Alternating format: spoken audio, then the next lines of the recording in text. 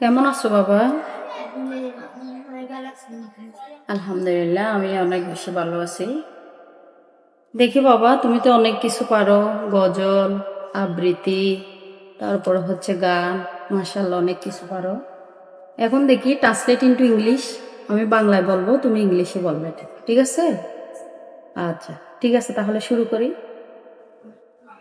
আমার ঠিকানা, My dress, আমার পেন্সিল, my pencil, আমার কলম, my pen, আমার বাড়ি, my house, আমার ল্যাপটপ, my laptop, আমার রুম, my room, আমার বই, my book, আমার টেবিল, my table, আমার হাত, my hand, আমার বাবা, my father, আমার পছন্দ, my choice, আমার সমস্যা, my problem, আমার সৃষ্টিকর্তা, my creator, আমার ক্ষমতা, and my power, আমার বক্তব্য, my speech, আমার ক্ষমতা।